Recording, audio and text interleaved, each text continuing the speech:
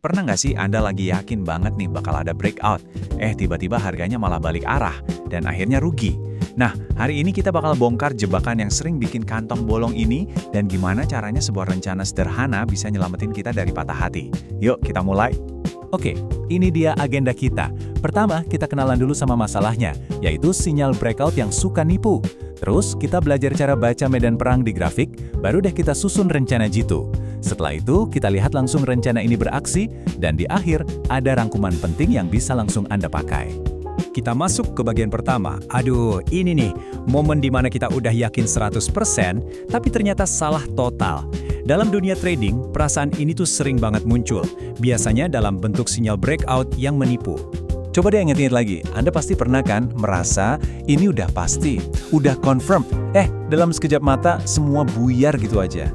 Nah, emosi inilah yang mau kita taklukkan bareng-bareng. Rasa sakit itu kelihatan jelas banget di grafik ini. Lihat deh, harga sahamnya seolah-olah udah siap meluncur ke bulan, bikin banyak orang latah ikutan beli. Tapi apa yang terjadi? Gagal total. Ini contoh klasik dari masalah yang mau kita pecahkan. Nah, istilah keren untuk skenario PHP ini adalah false breakout atau breakout palsu. Anggap aja ini musuh utama kita.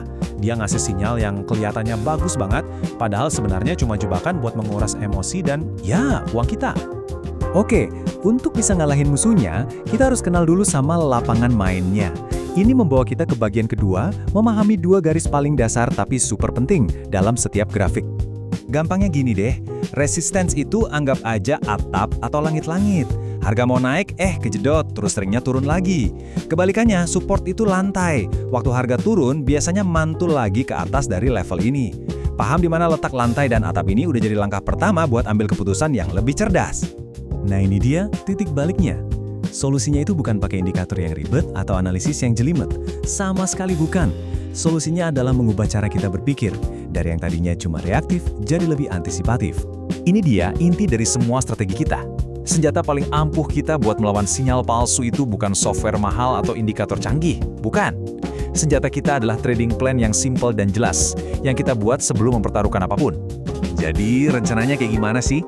Gampang banget, cuma 4 langkah kok. Pertama, kita cari tahu di mana langit-langit yang paling alot.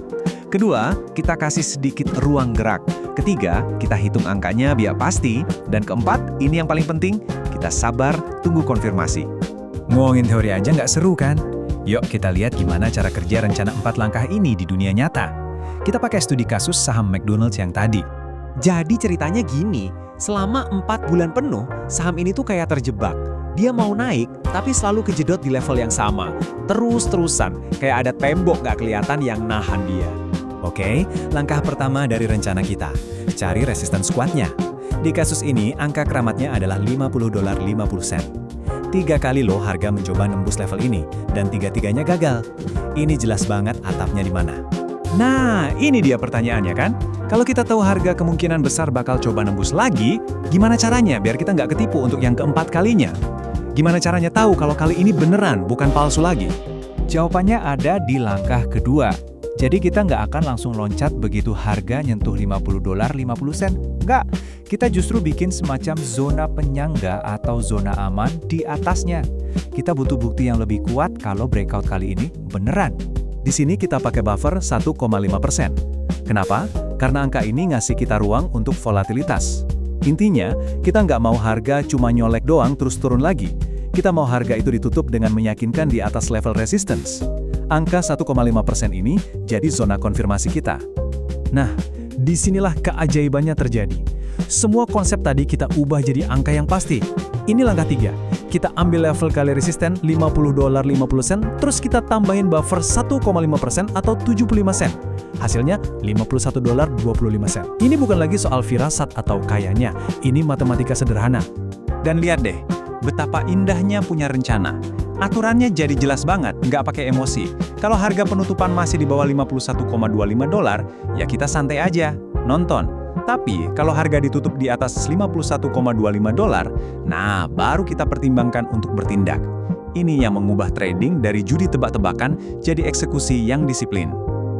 Oke, kita sampai di kesimpulan. Intisari dari semua obrolan kita hari ini sebenarnya simpel banget. Ini soal mengubah mentalitas. Dari yang tadinya seorang penjudi yang cuma modal harapan, menjadi seorang trader yang punya rencana dan disiplin. Jadi, apa aja yang perlu dibawa pulang? Pertama, hati-hati sama yang namanya false breakout.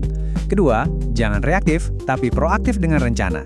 Caranya, tentukan resistance, tambahkan buffer untuk dapat harga validasi, dan yang paling krusial, sabar, tunggu konfirmasi. Pada akhirnya, disiplin buat patuh sama rencana, itulah yang membedakan trader sukses jangka panjang dari yang cuma untung sesaat. Saya mau tutup pembahasan ini dengan satu pertanyaan buat Anda renungkan. Saat Anda melihat pasar, apa yang jadi dasar tindakan Anda? Apakah sekedar harapan, semoga kali ini naik? Atau seperangkat aturan yang jelas dan sudah Anda siapkan?